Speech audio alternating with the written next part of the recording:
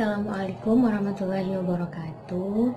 Alhamdulillah kita dapat berjumpa lagi dalam acara penyuluhan kali ini.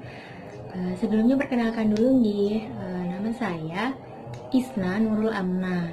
Ya, kali ini insya Allah saya akan berbagi nih sama mbah-mbah yang sudah hadir di sini, sudah hadir dalam penyuluhan ini tentang bagaimana tips-tips untuk mencegah obesitas pada lansia. Nah, jadi penyuluhan ini kan adalah tips untuk mencegah obesitas pada usia lansia.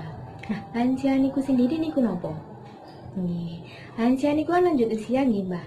Jadi lansia itu untuk yang usianya sudah lebih dari 60 atau 60 tahun ke atas. Nah, itu maka masuk tergolong dalam lansia.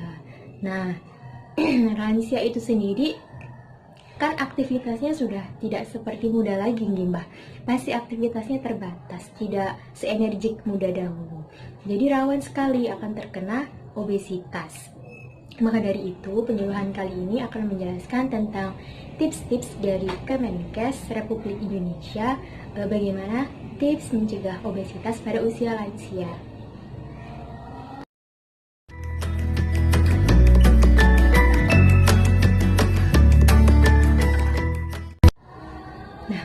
Tips yang pertama untuk mencegah obesitas pada lansia yaitu dengan konsumsi tinggi kalsium. Jadi pada usia lansia itu usahakan konsumsi kalsiumnya cukup nih Mbak, supaya tulang-tulang nek sampun usia lanjut itu kan pasti rawan osteoporosis gitu. Jadi buat para lansia usahakan kalsiumnya cukup seperti minum susu, keju, dan makanan lainnya.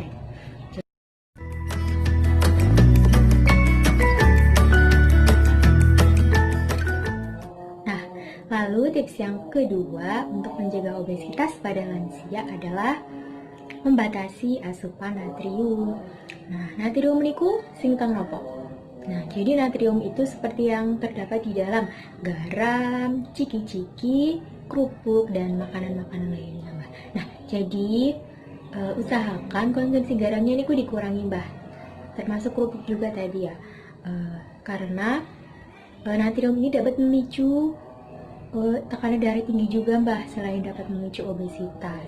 Nah, jadi bukan berarti melarang pakai garam. Tetap boleh, tapi dibatasi. Jangan sampai berlebih. Karena natrium yang terlalu tinggi nanti bisa memicu tekanan darah tinggi juga, apalagi pada lansia.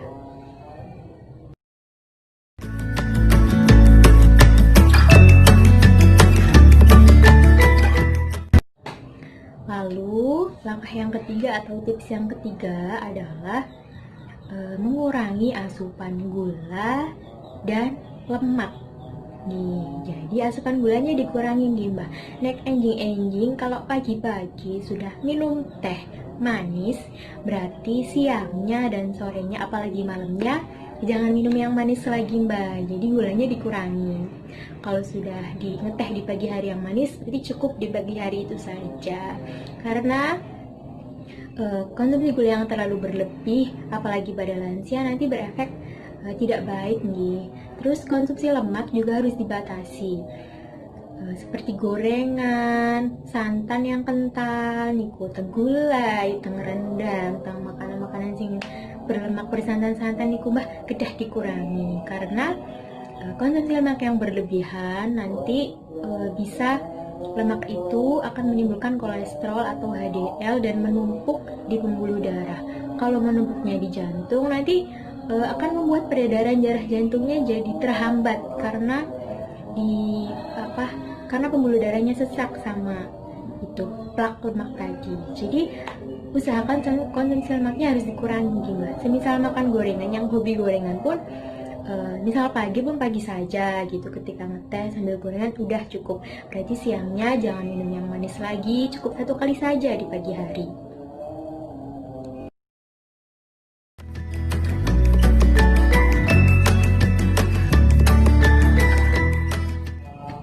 Nah, lalu tinggal tips yang keempat atau yang terakhir adalah melakukan aktivitas fisik atau berolahraga. Jadi walaupun sudah lansia, tetap olahraganya tetap harus jalan. Tidak harus olahraga yang berat-berat seperti ketika para kaum muda menjalankan olahraga. Misal cukup dengan jalan kaki saja gitu, yang ringan-ringan tetapi tetap rutin dilakukan. Misal jalan pagi gitu, sekitar 30 menit di pagi hari. Nah, itu sudah cukup untuk melakukan aktivitas pada lansia. Jadi supaya tidak terjadi obes, maka antara asupan dan antara keluaran dalam bentuk energi dan aktivitas pun harus seimbang nih, biar tidak terjadi obesitas. Jadi harus tetap rutin dan beraktivitas seperti berolahraga, walaupun olahraganya yang tidak harus yang berat-berat, cukup misal yang ringan-ringan saja. Nah, itu dia tips tadi dari Kemenkes untuk mencegah obesitas pada lansia. Jadi diingat-ingat nih Mbah, ada 4 tipsnya tadi. Yang pertama apa? Nah, kalsium, susu biar tulangnya tidak osteoporosis. Lalu mengurangi yang asin-asin, natrium, ciki, kerupuk. Terus yang ketiga adalah mengurangi gula dan lemak, terutama yang bersantan-santan kental dan gorengan seperti yang saya sudah contohkan tadi nih. Nah, terus yang keempat, yang terakhir adalah tetap lakukan aktivitas fisik. Nah, biar tubuh kita jantungnya tetap sehat, yang ringan-ringan saja, tidak perlu yang harus berat-berat lari atau bagaimana. Ya, itu tadi sekian tips dari kami dari penyembuhan.